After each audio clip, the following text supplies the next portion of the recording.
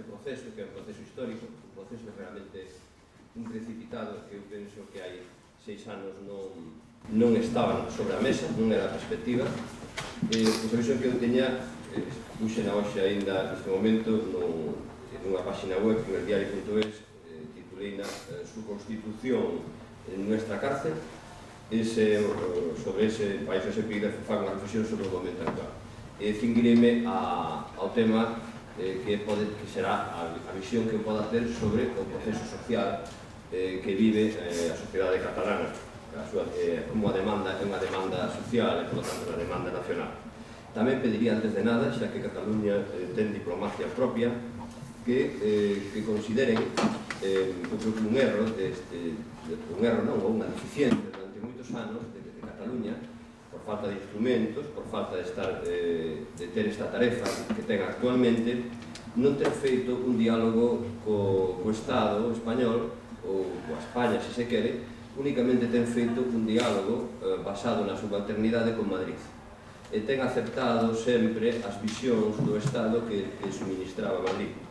E do mesmo modo, o seu diálogo sempre foi únicamente coa cultura en lingua castellana, de tal modo que, por iso mesmo, o nome, o xentilicio do meu país, da Galiza, é gallec. Eu pídolle que reconsideren os seus filólogos e adapten a lingua propia do país e que reciban directamente aos galegos a partir da lingua propia, non do galego portugués. Chamámonos galegos, de modo que sería, penso, o correcto galego. Non, digo. E, polo demais, o que estamos a ver é realmente un proceso histórico vertiginoso que probablemente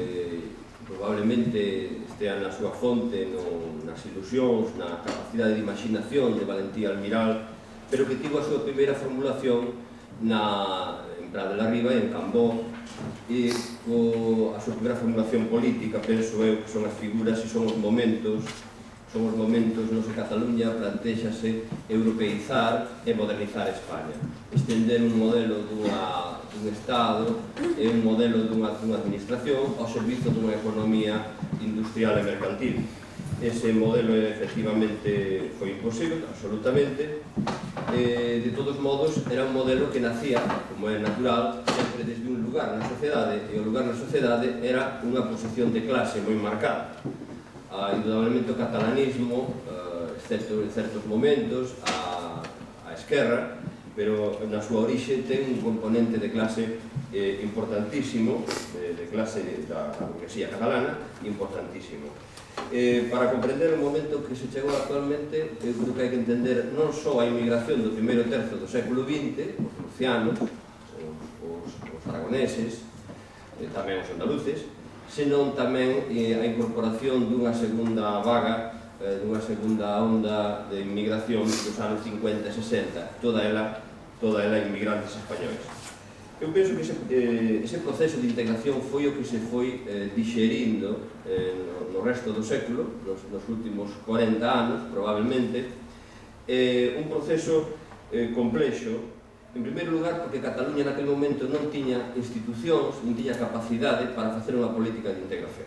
Por lo tanto, a conciencia nacional, a reivindicación nacional, a posición nacional seguía a descansar en certos sectores sociais claramente definidos nunha posición de clase que era a burguesía. E iso ralentizou, naturalmente, a posibilidade de integrar a esas persoas que chegaban a un proxecto colectivo, a un proxecto cívico colectivo. Por outro lado, indudablemente, faltaba madurez política, é dicir, non se improvisa unha clase dirixente, unha clase pode ser unha clase social económicamente dominante, dirixente no plano económico, pero non se improvisa un Estado. Un Estado, para que exista o Estado, ten que existir grupos, élites capacitados para facilo.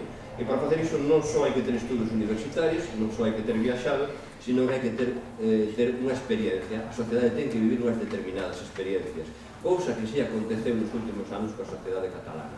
Ten vivido unhas experiencias, probablemente nos últimos 10 anos, unhas experiencias que a transformaron e eran imprescindíveis para poder verse onde se ven actualmente.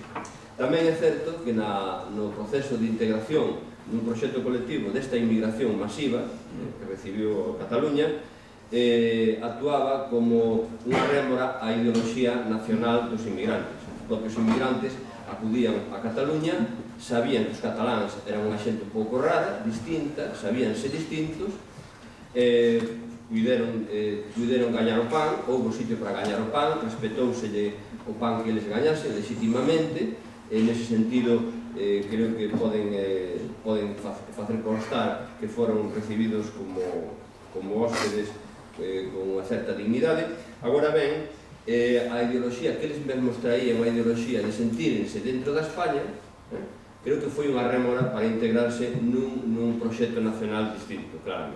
De modo que durante moito tempo puderon sentirse cómodamente veciños na Cataluña e ao mesmo tempo sen deixaren, sin cuestionar, sin revisar o marco ideolóxico da conciencia nacional española, da ideoloxía nacional española, e sin adquirir outra ideoloxía durante moito tempo. Por un lado, as resistencias dos grupos dominantes, a inmadurez dos grupos dominantes, a inmadurez política, e por outro lado, a propia historia das persoas e das familias, acompañado, xa digo, dunha inmigración que chegaba coa conciencia de seguir estando dentro do seu propio país. Un minuto. Entón, o que se pasou nestes tempos foi rapidamente de les altres cataláns, que recoñecía Pujol con unha inteligencia política evidente, recoñecía un feito que estaba aí, a ciudadanía catalana. A ciudadanía catalana, a meu modo de ver, creo que ten aí unha importancia, un papel moi importante nos movimentos sociolóxicos de capilaridade, de ascenso social, o que representou a Esquerra nos últimos 10 anos. Creo que a Esquerra Republicana de Carod, cos seus vaivés, coas súas debilidades, foi quen creou un discurso político, que era un discurso político verdadeiramente nacional, e estendeu a legitimidade e o chamamento a formar parte dun proxecto colectivo a toda a ciudadanía catalana. Penso que ese momento foi un momento de maduración política moi importante. O grupo Súmate, de persoas cataláns que reivindican a súa orixe, a súa condición de inmigrantes, de procederen de outros lugares, penso que é que a mellor representa o momento actual e o proceso político da nación catalana en marcha. Tería moitas máis cousas, pero non me vai dar tempo a nada. Eu diría simplemente que cando se fala de todo isto, omítese o verdadeiro problema que ten España, que é Madrid. O problema de España non é Cataluña, é Madrid. O que fai imposible España, algún marco de coexistencia, é Madrid. E diso non se fala nunca, porque é de mal gusto dicilo, pero é así. Moitas grazas, Suso.